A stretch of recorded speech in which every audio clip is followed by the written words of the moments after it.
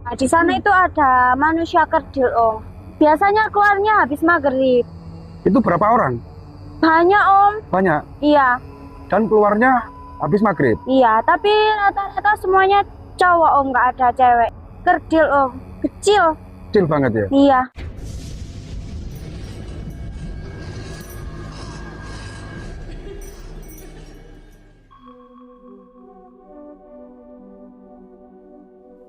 Assalamualaikum warahmatullahi wabarakatuh, pemirsa semuanya. Jadi di kesempatan hari ini saya berada di lereng pegunungan Anjas Moro ya. Ini tepatnya di wilayah Wonosalam, Jombang. Dan di lokasi ini saya mendapat kabar atau informasi bahwa di dalam jurang atau di lembah yang diapit tebing ya, di pinggir sungai ini terdapat sebuah perkampungan kecil, di mana perkampungan ini dihuni satu keluarga. Jadi sangat tersembunyi lokasinya. Ini tadi sempat nyasar-nyasar juga untuk mencari lokasi ini. Nah, alhamdulillah kita sudah sampai juga di sini ya, yang dimana di kiri kanan ini adalah ladang warga atau perkebunan yang ditanami jagung, singkong, dan lain sebagainya. Nah, di sana ya, itu terlihat ada sebuah dataran yang berada di bantaran sungai yang tentunya sangat mepet sekali dengan sungai. Kita akan turun, pemirsa semuanya. Nah, mudah-mudahan hari ini bisa bertemu dengan warga yang katanya menetap atau menghuni kampung ini. Jadi kabarnya kampung ini sangat unik ya. Rumah-rumahnya terkonsep seperti apa ya? Seperti orang pedalaman, rumah orang suku pedalaman gitu. Dan semi-semi seperti wisata. Ini sebuah hunian yang dihuni satu keluarga. Jadi keluarga ini memilih mengasingkan diri atau hidup menyendiri di dalam lembah seperti ini. Nggak kebayangkan kalau misalnya ini malam hari, tentu sangat gelap dan hening sekali. Kabarnya tempat ini juga angker atau wingit. Jadi warga terdekat dari desa atau tempat ini pun jarang berani ke sini, apalagi malam hari. Nah, ini berarti keluarga pemberani ya untuk semuanya. Oke, sebelah kiri ya. Nah, ini ada sebuah bungalow atau gazebo untuk tempat istirahat atau tempat santai. Dan di sebelah sana ada ruangan yang terkunci. Apakah orangnya sedang pergi? Itu digembok ya. Sangat hening sekali suasana pagi hari ini dan mendung. Jadi tempat ini atau lokasi ini diapit tebing atau jurang, berada di dalam jurang. Sebelah kanan tebing ya, dan sungai. Sebelah kiri juga tebing. Di sana ada seperti asap. Insya Allah ini kita bisa bertemu atau jumpa dengan penghuninya. Karena ada asap berarti ada aktivitas kehidupan ya tentunya. Nah, jadi rumah-rumah di sini memang konsepnya aneh dan sangat nyeleneh. Seperti suku pedalaman. Tapi sangat sepi sekali. Kok nggak takut gitu loh orang menghuni sebuah lembah. Oh, ada orang. Wah, ada ibu-ibu. Oh, masih muda. Assalamualaikum. Alhamdulillah. Lagi ngapain? Oh, Mbak ya masih muda banget. Istirahat ya? Baju. Lipat baju. Boleh numpang istirahat sebentar? Iya, iya. Ini saya panggil Neng aja ya. Iya. Karena masih muda. Yang awalnya saya pikir ibu-ibu. Siapa namanya Neng? Sari, Om. Neng Sari gitu ya? Saya Iya. panggil Neng Sari. Neng Sari ini masih sekolah atau sudah lulus? Sebenarnya saya masih sekolah tapi saya sudah nggak lanjut, Om. Oh, drop out. Iya, Di kelas berapa? Drop di out? kelas 3 SMP. SMP? Ya. Kenapa? Sayang sekali loh, padahal bentar lagi kan lulus. Karena biaya, Om. Nggak ada biaya gitu orang Iya. tuanya. Ini Neng Sari di sini sendiri? Sendiri sekarang, soalnya ayah sama ibu lagi ke hutan. Oh, ayah dan ibunya ke hutan? Iya, Jadi tinggal bertiga sama ayah dan ibu gitu? iya, Saat ini masih di hutan? iya. Kalau ayah mencari kayu, kalau ibu biasanya jamur sama pakis yang bisa dijual ke pasar, Om. Oh, mencari sayuran yang Iya. kiranya nanti untuk dijual di pasar gitu? Iya. Pulangnya jam berapa ayah dan ibunya? Dan sore biasanya, Om. Sore? Iya. Sampai di sini sendiri nggak takut ini jauh loh dari perkampungan? Nggak takut Om, Sudah. soalnya sudah biasa. Sudah biasa.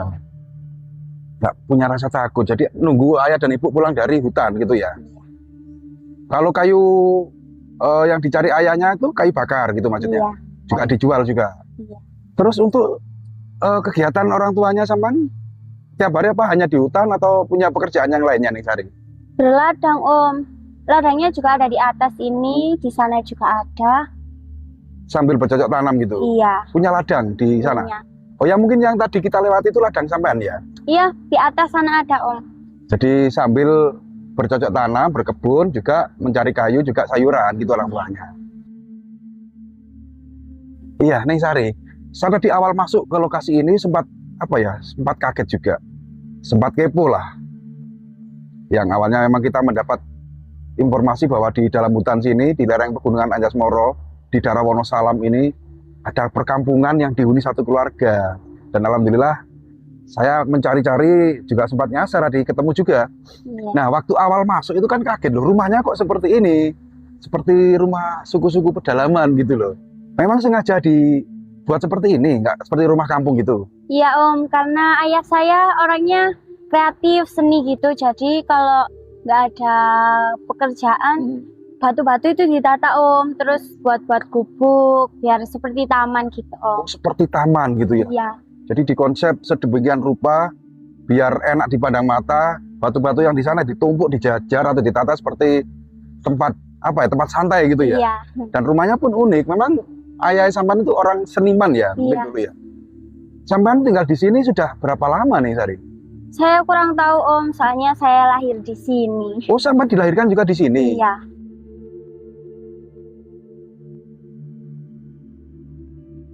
Lahir di sini dan dibesarkan di sini. Ini kalau sekolah jauh loh sampean, jalan kaki. Jalan kaki soalnya nggak punya kendaraan Om. Dan mungkin itu faktor salah satu faktor sampean drop out dari sekolah. Iya. Mungkin ya, Iya. di samping minimnya biaya. Jauh juga sekolahnya di sini. Jauh sekitar 5 kilo ada 5 kayak. kilo. Iya. Jauh juga ya. Ini lahan ini yang dibuat rumah ini tanahnya sendiri atau? Bukan ini hutan Om. Ini kan masuk ke hutan. Hutan ya? Iya. Bener-bener ikut perhutani gitu ya? Iya.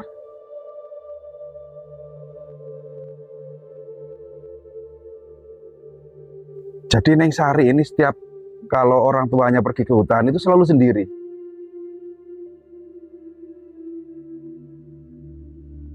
Nggak jenuh? Enggak, soalnya kan bisa main-main ke sana. Di sana juga ada sungai. Mainnya di sungai-sungai sini aja. Kalau malam sama tidurnya di mana Neng Sari? Di sini Om. Nggak dingin? Enggak, ini tutupnya. Oh, selambunya itu Iya. diturunkan gitu ya? Iya. Bareng orang tuanya di sini satu ruangan ini? Enggak, orang tua saya ada di sebelah sana. Oh, yang rumah yang satunya itu? Iya. Terus kalau mandi di? Mandi Oh, di sini juga ada musola. Di sebelah sana lagi ada dapur Om. Oh, jadi itu kamar mandinya dan musola. Oh, itu yang digembok itu dapur ya? Iya, dapur. Tak pikir malah itu rumah, ternyata itu dapur. Bukan. Jadi lebih besar dapurnya sama rumahnya. Iya. Mungkin perabot-perabotnya juga di sana, Iya, gitu di Neng sana. Sari ya. Kalau yang di depan itu mungkin ruang tamu gitu ya. Iya, kalau misalnya ada teman ayah atau teman ibu datang di sana Om. Di sana untuk menjamu tamunya di sana ya. Iya. Karena ruangannya ini cukup untuk tidur saja. Itu beralaskan kasur ya, Iya, kasur. kasur ya. Neng Sari ini saya lihat tadi ada kabel ya. Iya. Ini berarti kalau malam nggak gelap ya, ada listriknya. Nggak gelap Om. Ini nyalur dari mana ini listriknya? Dari desa sebelah Om. Jauh dong berarti. Jauh. Tapi dari dulu memang sudah ada listriknya ya, Neng Sari ya. Sudah. Terus kalau orang tuanya Neng Sari itu kalau belanja ke pasar gitu jalan kaki. Jalan kaki Om, jauh 2 minggu sekali. Oh, ke pasarnya untuk belanja itu 2 minggu sekali Iya. gitu ya. Neng Sari ini kan lulus SMP ya, apa drop out dari SMP ya. Iya. Lulusan nggak lulus SMP, kenapa nggak lanjut gitu loh, sayang sekali kan. Nggak lanjut sekolah, padahal kan gimana ya, saya nggak bisa ngomong ya. Mudah-mudahan nanti saya bisa bertemu orang tuanya, tapi sore ya. Sore Om. Nggak enaknya kan ngobrol sama orang tuanya Neng Sari gitu loh, kenapa dan bagaimana gitu. Tapi Kalau hujan sih nggak bisa nungguin Neng Sari. Iya. Saman di sini punya teman. Punya Om, tapi temen pas waktu sekolah dulu. Temennya pas sekolah SMP itu. Tapi nggak setiap hari main. Oh sering kesini temennya. 1 minggu sekali, kadang ya nggak main gitu. Kadang juga nggak kesini. Enggak, iya, Berarti lebih sering temennya Neng Sari kesini ya iya. daripada Neng Sari main ke desa-desa gitu. Pernah diajak main ke rumah teman-temannya gitu. Pernah tapi nebeng sama temen. Oh nebeng.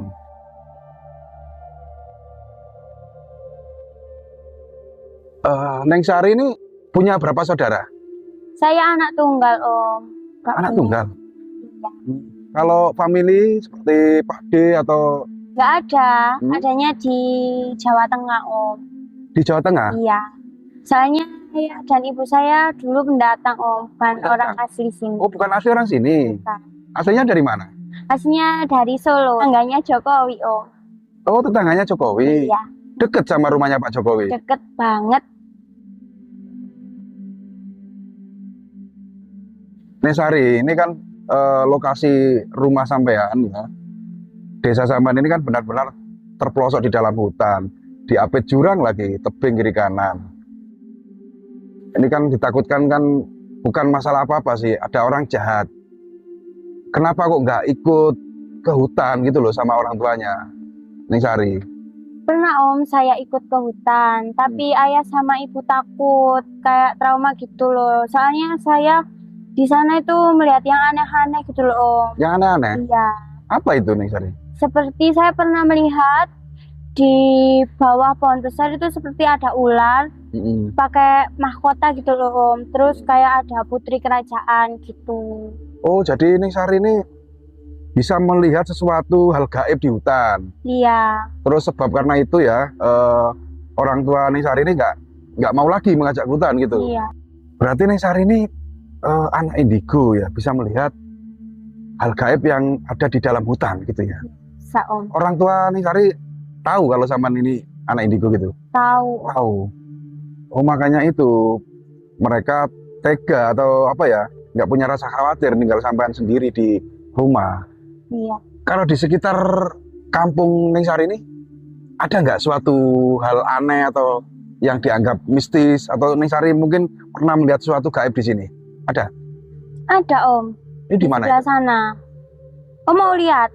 Nggak apa-apa? Boleh? Nggak apa-apa, boleh. Boleh ya diantar ya? Oke. Coba kita akan ikut Neng Sari. Kita akan ditunjukkan suatu yang dianggap gaib ya di area sekitar sini ya.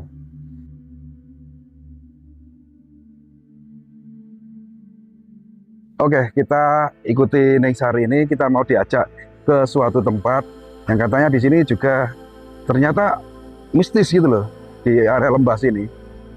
Nah, ini anak ini memang pemberani sekali.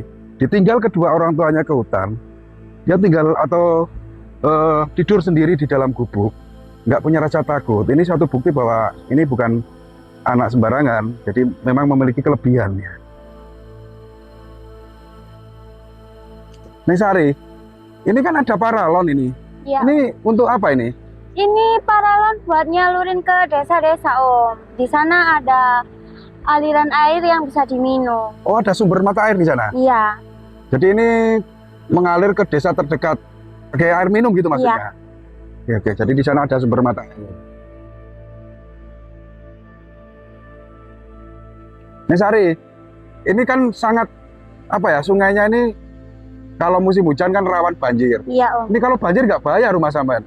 Enggak Om, karena kalau walaupun banjir besar, gak bakal ke pinggir-pinggir sini Om. Mungkin sedikit-sedikit, tapi nggak banjir. Oh, hanya rembes gitu, Iya, hanya rembes saja. Nggak sampai apa ya, hanyut gitu ya iya, rumahnya. enggak. Kan mepet sungai banget gitu loh. Tapi aman ya Aman. selama ini ya. Oh iya Neng Sari, Iya Om. tadi sampean ingin menunjukkan sesuatu yang anggaplah gaib lah di tempat ini. Apa itu Neng Sari? Di seberang sana Om. Di sana tuh sebenarnya ada gua Om. Gua? Gua. Sayang sekali kita nggak bisa ke sana soalnya takut basah. Di sana itu ada manusia kerdil Om. Di mana? Di dalam gua itu? Iya. Biasanya keluarnya habis maghrib. Oh jadi di seberang sana di dalam gua itu ada manusia kerdil. Iya. Itu berapa orang? Banyak Om. Banyak. Iya. Dan keluarnya habis maghrib. Iya, tapi rata-rata semuanya cowok Om, nggak ada ceweknya. Oh, sampai melihatnya itu rata-rata cowok. Iya. Kerdil. Kerdil Om, kecil. Kecil banget ya. Iya. Terus Neng Sari pernah nggak menceritakan kejadian yang Neng Sari alami? Maksud saya melihat makhluk kerdil di sana itu ke orang tuanya. Sebenarnya sering Om, tapi mereka nggak percaya. Soalnya yang mereka nggak bisa lihat Om, yang bisa lihat cuma saya. Jadi pernah diceritakan tapi nggak percaya gitu. Iya. Kadang-kadang Om, saya tuh mencium aroma kayak orang bakar singkong gitu loh Om. Di mana?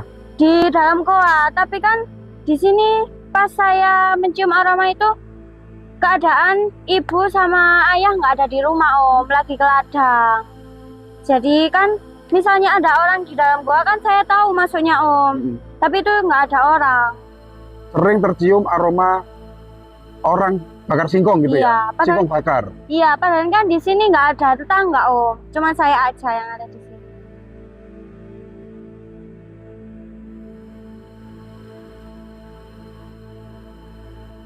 Oh iya Om, ada satu lokasi lagi yang ingin saya tunjukkan Om. Di mana itu Neng Sari? Di sana Om. Oke, Ayo ikut saya. siap. Kita akan ikuti Neng Sari menuju ke suatu lokasi yang akan ditunjukkan ya.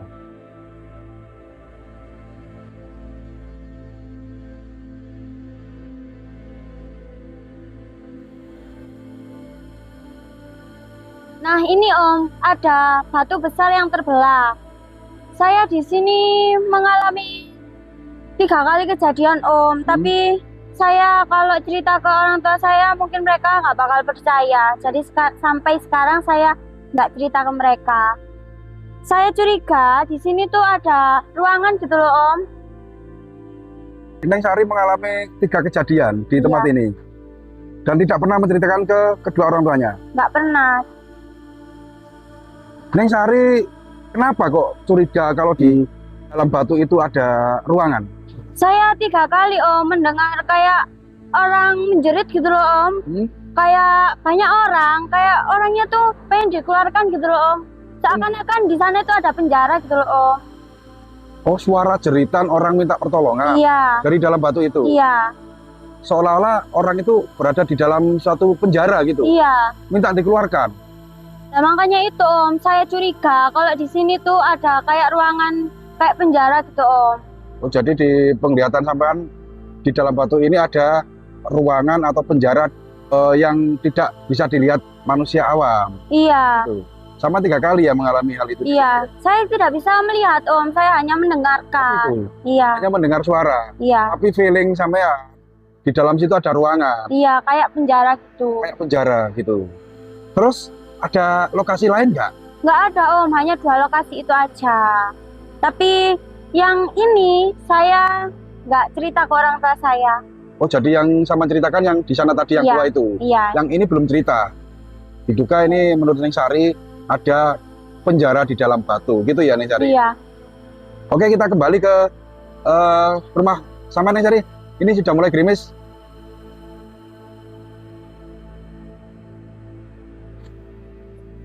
Oke, pemirsa semuanya, alhamdulillah kita sudah berhasil datang dan mereview lokasi yang dimana awalnya kita mendapat informasi bahwa ada satu keluarga yang tinggal di dalam hutan, di dalam lembah, yang ternyata setelah kita sampai di tempatnya sempat tercengang juga karena suatu perkampungan kecil yang dihuni satu keluarga itu berada di bantaran sungai, di aliran sungai dan diapit tebing ya kiri kanannya, boleh dibilang di dalam jurang gitu.